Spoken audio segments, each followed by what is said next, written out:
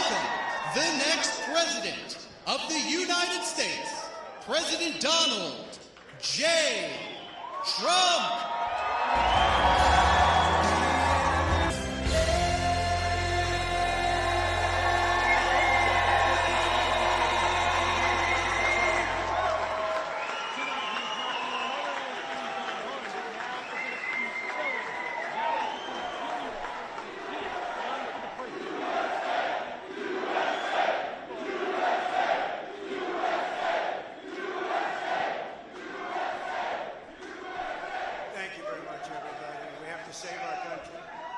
God bless you all. God bless you all. And I never thought anything like this could happen in America. Never thought it could happen. The only crime that I have committed is to fearlessly defend our nation from those who seek to destroy it. From the beginning, the Democrats spied on my campaign. Remember that? They attacked me with an onslaught of fraudulent investigations. Russia, Russia, Russia. Ukraine, Ukraine, Ukraine. Impeachment hoax number 1. Impeachment hoax number 2. The illegal and unconstitutional raid on Mar-a-Lago, right here. The lying to the FISA courts, the FBI and DOJ relentlessly pursuing Republicans, the unconstitutional changes to election laws by not getting approvals from state legislators, the millions of votes illegally stuffed into ballot boxes and all caught on government cameras, and just recently the FBI and DOJ in collusion with Twitter and Facebook in order not to say anything bad about the Hunter Biden laptop from hell, which exposes the Biden family as criminals and which, according to the pollsters, would have made a 17-point difference in the election result. And we needed a lot less than that, like about 16.9. It would have been in our favor, not my favor, our favor, because our country is going to hell. And we remember the 51 intelligence agents who said Hunter Biden's laptop was Russian disinformation. It didn't exist. It was Russian disinformation. Remember that?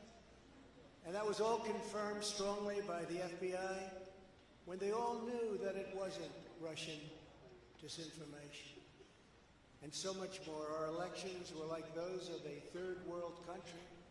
And now this massive election interference at a scale never seen before in our country, beginning with the radical left, George Soros-backed prosecutor Alvin Bragg of New York, who campaigned on the fact that he would get President Trump. I'm going to get him. I'm going to get him. This is a guy campaigning. He wanted to get President Trump at any cost, and this before he knew anything about me, didn't know a thing about me. He was campaigning. As it turns out, virtually everybody that has looked at this case, including rhinos and even hardcore Democrats, say there is no crime and that it should never have been brought. Never have been brought. Even people that aren't big fans have said, they said this is not the right thing to do. It's an insult to our country, as the world is already laughing at us for so many other reasons, like our open borders, our incompetent withdrawal from Afghanistan, where we left behind American citizens, $85 billion worth of the best military equipment in the world, lost 13 magnificent young lives, and far too many to mention that are so badly hurt with the loss of arms and legs and facial obliteration. The most embarrassing time in our country's history, in my opinion. Then our give up on energy independence and even energy dominant. We're going to be dominant within 6 months, more than any other nation times 2. We had this all just 3 years ago. Our raging crime statistics, if you look in Democrat-run cities, numbers the likes of which we have never seen before. The open threats by various countries of the use of nuclear weapons, something never mentioned or discussed by outside nations during the Trump administration, and which could very well lead under the Biden administration's leadership to an all-out nuclear World War III can happen. We're not very far away from it, believe it or not. An economy that has been crippled by the biggest inflation we have seen in more than 60 years, and a military that I used to defeat ISIS in 4 weeks. They said it would take 4 years. 4 weeks. To kill al-Baghdadi and Soleimani, that has now gone woke at the top levels by trying to indoctrinate everyone down to the lowest ranking patriot. But now they have really stepped up their efforts by indicting the 45th President of the United States, who received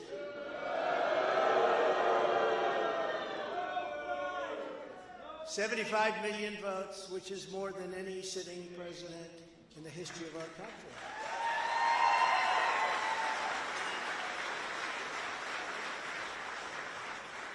And in the wings, they've got a local racist Democrat district attorney in Atlanta who is doing everything in her power to indict me over an absolutely perfect phone call, even more perfect than the one I made with the president of Ukraine. Remember, I kept saying that's a perfect call. This one was more perfect.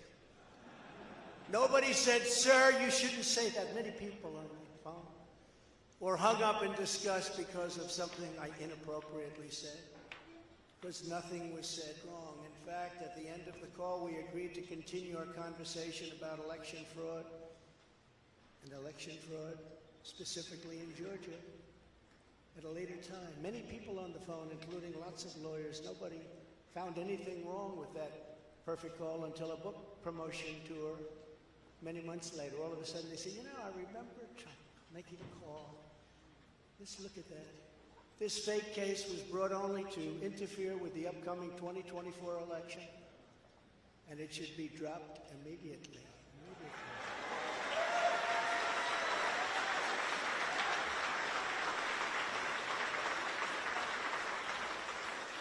Then you have a radical left lunatic known as a bomb thrower who is harassing hundreds of my people day after day over the boxes hoax. You know, the boxes hoax, as we call it. Just so everyone knows, I come under what's known as the Presidential Records Act, which was designed and approved by Congress long ago just for this reason.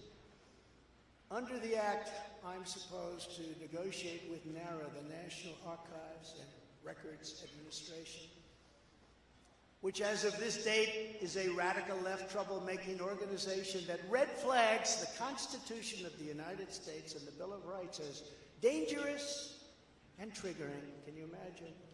This is what we have to deal with. But there is no criminality under the Presidential Records Act. That is not what it's all about.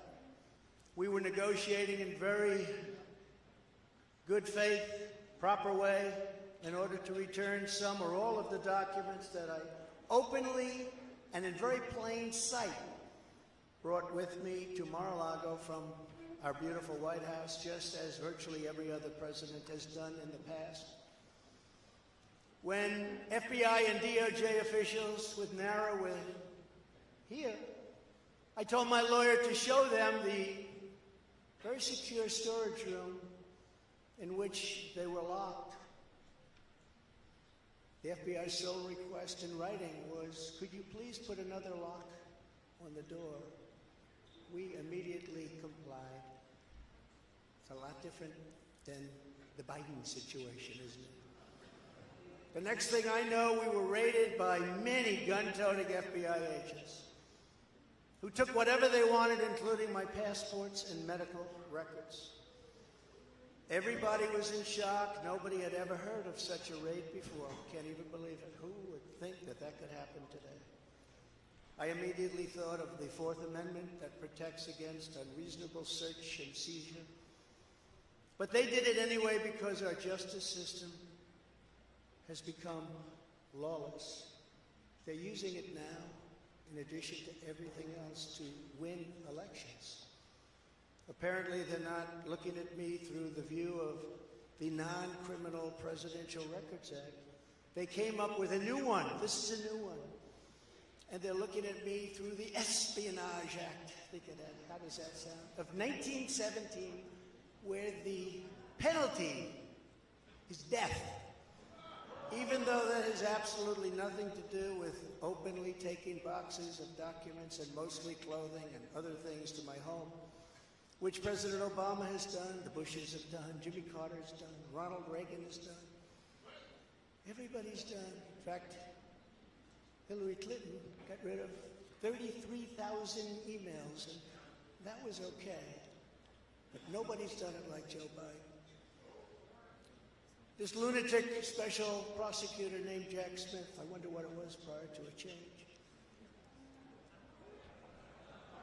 who others of his ilk say he's even worse than they are, is only looking at Trump, yet Joe Biden took massive amounts more documents, even removed many boxes to Chinatown. You believe that? He's got $10 million from China. Where did that come from? I guess they were banking on Hunter's expertise.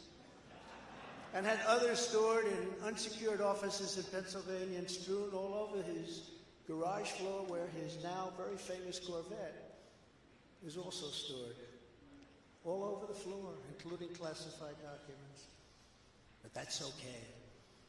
Perhaps most importantly, he has 1,850 boxes in Delaware, which he is refusing to give up. But isn't that real obstruction? That's obstruction. As president, I have the right to declassify documents. And the process is automatic. If I take them with me, it's automatic. Declassify. Biden was vice president. He had absolutely no right to declassify as vice president. He doesn't come under the Non-Criminal Presidential Records Act. He comes under the very criminal Federal Records Act, unfortunately for him, but it's not going to matter because they don't follow the law, which has very severe penalties. He had classified documents that he took while he was a senator, which is absolutely inexcusable. And other senators, including Democrats, are outraged. But he's not being harassed and hounded like the people who work for me are. In fact, they seem to have forgotten about his documents entirely. So many, thousands and thousands. It's okay with him. They like to say that I'm obstructing, which I'm not, because I was working with NARA very nicely until the raid on my home. But Biden is obstructing by making it impossible to get the 1,850 boxes or explain why many documents were located in Chinatown. Can't explain it. Why were they in Chinatown? I don't know. Lastly, I'm under investigation. This time a civil investigation by another racist in reverse, who also campaigned on, I will get Trump. I will get him. This was her campaign. Never ran for office. I will get him. Her name is Letitia James. And she proclaimed while campaigning, quote, I look forward to going into the office of the Attorney General every single day, suing him, and then going home. Before she knew me. She announced, what is fueling my soul right now is Trump. And that she had her eyes on Trump Tower. Those eyes are focused on Trump Tower. Didn't know the young lady. She even assured her supporters in an election promise that we're going to definitely sue him. We're going to be a real pain in the ass. He's going to know my name personally.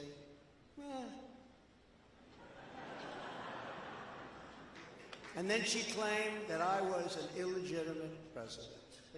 Think of it.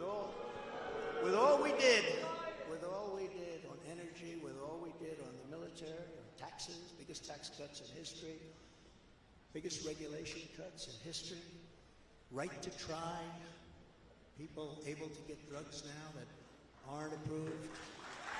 Hopefully you don't have that problem. Letitia James vowed to use every area of the law to, quote, investigate President Trump and his business transactions. Those transactions are going to be investigated, she said. And that of her family and his family. Because we're going after his family, and we're going after them hard. This is all before entering office and all before knowing anything at all about me. But you're going to get me. This is why, along with unrelenting crime, so many people and companies are leaving New York. She said that I falsified my financial statements, but in fact we're proving and will prove that my financial statements were substantially more than we submitted, not less. And in all cases have a strong disclaimer clause in them which tells the institutions that may look at that if they want to, not to rely on the statement. But they've got a problem with their case because, number one, I'm very underleveraged. They can't believe it. All the stuff they read and gave.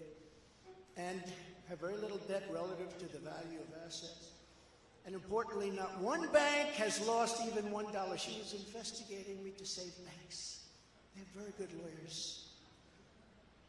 But they didn't lose $1 with us during this period of time. In fact, the banks we're talking about made almost $200 million off Donald Trump, and they liked me very much. We never missed a payment, never got a default notice, had a great relationship with all of them. I don't need banks. I have a lot of cash. I built a great business with my family, built a fantastic business.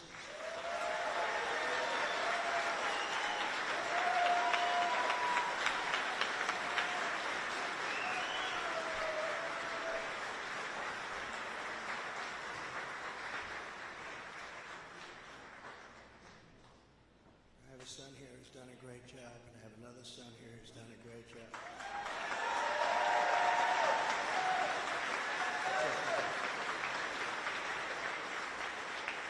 And Ivanka and Barron will be great someday. He's tall. He's tall, and he's smart. But I have a great family, and they've done a fantastic job, and we appreciate it very much. They've done very well.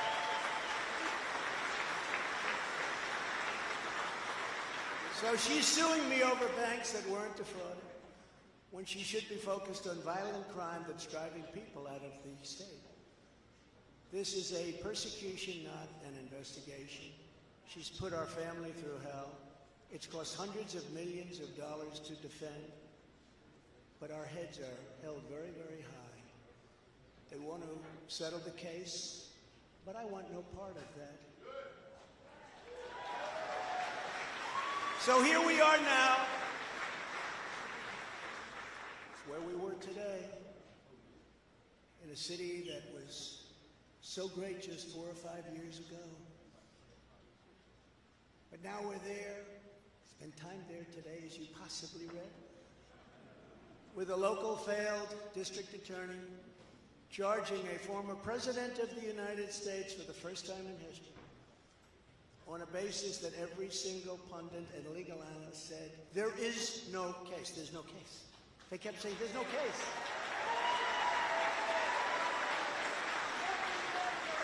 Virtually everyone. But it's far worse than that, because he knew there was no case. That's why last week he delayed for a month and then immediately took that back and threw this ridiculous indictment together. Came out today, everybody said, this is not really an indictment, there's nothing here.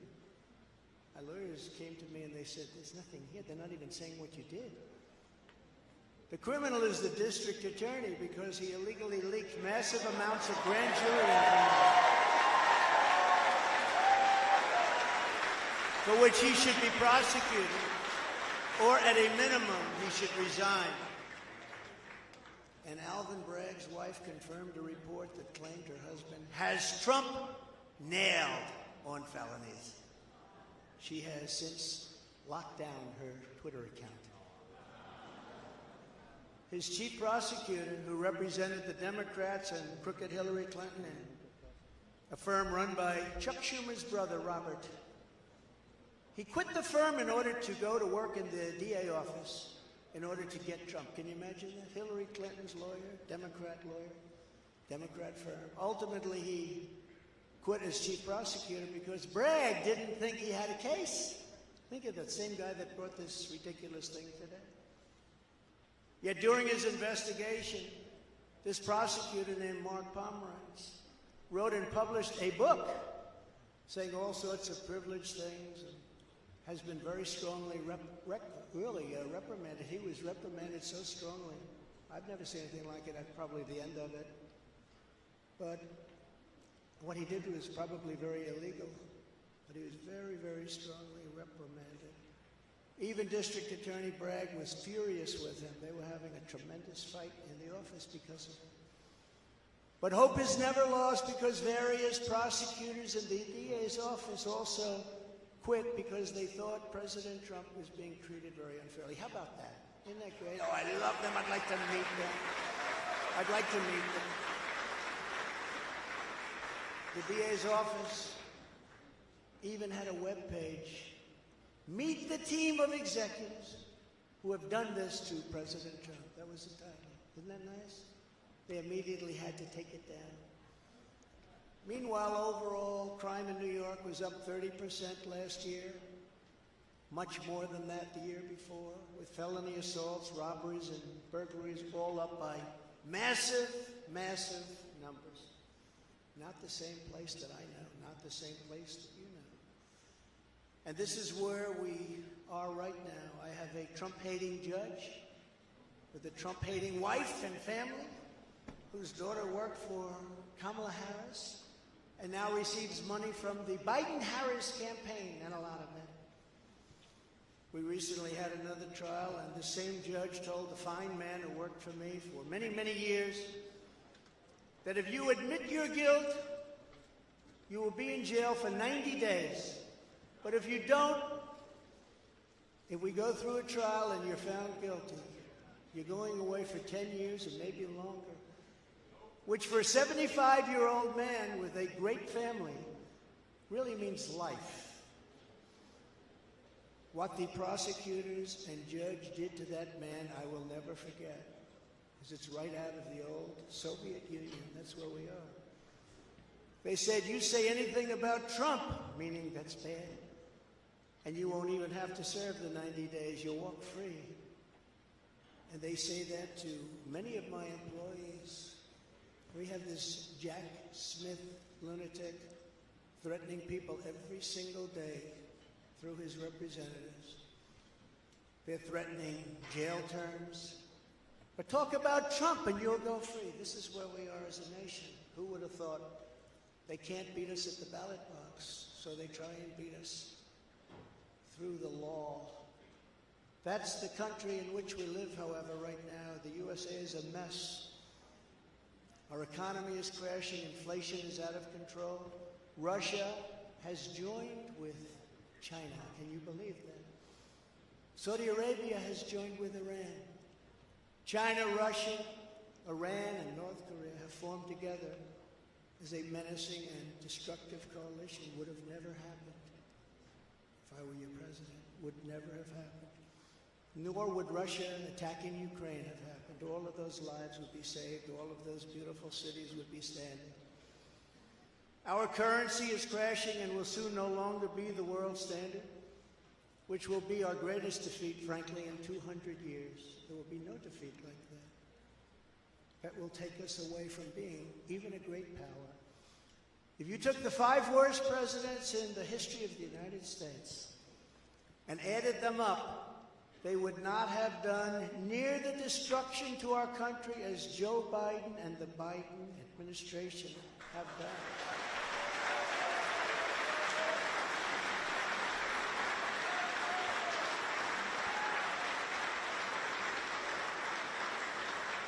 Incredibly, we are now a failing nation. We are a nation in decline. And now these radical left lunatics want to interfere with our elections by using law enforcement. we can't let that happen.